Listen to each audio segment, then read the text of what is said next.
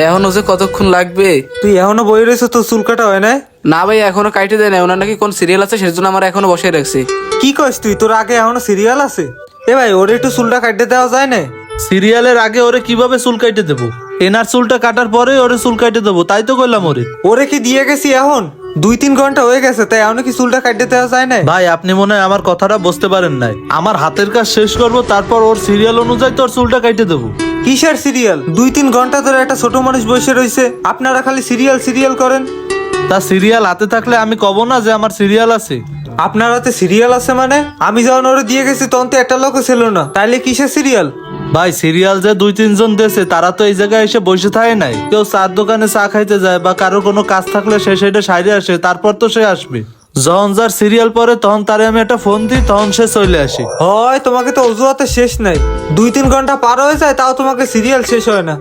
ভাই আপনি কিন্তু আবার রং কথা করছেন। আপনি এই জায়গায় বেশি ভাও কথা কইেন। হাও কথা কইলাম মানে? তোরা আমাকে বাড়ির পাশে দোকান দিছিস, যদি একটু তাড়াতাড়ি চুল না কাটতে পারি তাহলে লাভ কি? বুঝলাম না, তা আপনাকে বাড়ির সামনে আমি সেলুন দিয়ে কি ভুল করছি? না আপনারা আমারে টাকা দিয়েছেন, আমি এই দিয়ে সেলুনটা দিছি। কে আমি তোরে টাকা দিতে যাবো কে? তুই এলাকার লোকজনকে একটু আগে দেখবি না? এলাকার লোকজন আর বাইরের লোকজন কি? যে আমার দ্বারা আগে হবে তারাই না আমি চুলটা আগে কাটে দেবো। এই জায়গা তো এলাকার আর বাইরের লোকের কথা ওঠে না ভাই। আর আমি তো আর আপনার কথাই চলতে এর পারবো না। জন্যই তোরা রিক্সা লাগে না, ঘাটে পথে মার খাইস। ঘাটে পথে মার খাই মানে?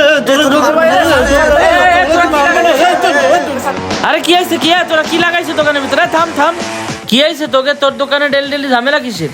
আরে মামা, আমি কি ডেলি ডেলি ঝামেলা করি? আমার লগে যদি ইচ্ছা করে ঝামেলা পাতায়, আমি কি করব? আপনি কাহিনী কিছু জানেন? উনি কি করছে আমার সাথে?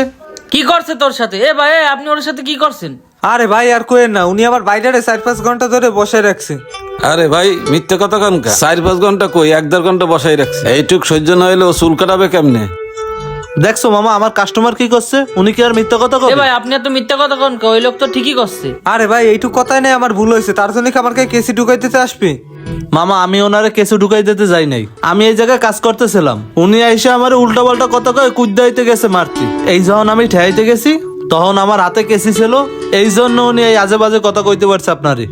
এ ভাই, ও তো কাজ করতেছিল, ও তো ইচ্ছা করে আর তোমার কেসি ঢুকাইতে যায় নাই। আর ভাই, তোমার আরেকটা কথা কই শোনো, সেলুনে তো সবসময় এরকম সিরিয়াল থাকে। তোমার যদি ভালো না লাগে তুমি তোমার বাইরে নিয়ে আরেক জায়গায় চুল কাটাবা, এই জন্য কি ঝামেলা করবা নাকি? একজনের তো ক্ষতি হয়ে যেতে পারে। আর তোমরা যদি এখন মারামারি করতা, রক্তপাত হইতো, তাহলে কি জিনিসটা ভালো দেখাইতো? আর এই কারণে তো এলাকায় পুলিশ আইতো, এই দোকানের বদনাম হইতো। এই সামান্য ইস্যু নিয়ে এত বড় গ্যান্দাম সৃষ্টি করে ফেলাইছো, এটা কি তোমার করা ঠিক হয়েছে ভাই? তোমার যদি ভালো না লাগে তাহলে তুমি আর এই সেলুনে চুল কাটাইতে আইসো না, কিন্তু এরকম ঝামেলা আর কইরো না। তুমি একটা শিক্ষিত ছেলে হয়ে সামান্য একটা বিষয় নিয়ে এই সেলুনওয়ালার সাথে যে গ্যান্দাম পাকাইলা, এতে কি তোমার রেপুটেশন ভালো থাকলো? তুমি বড় হইছো, তুমি বোঝো না? তোমাকে দুইজনরাই কই, সামান্য বিষয় নিয়ে এত বড় একটা ঝামেলা পাকাইছো। আমি চাই তোমরা মিলমিশ হয়ে যাও, আর এই নিয়ে আর ঝামেলা কইরো না।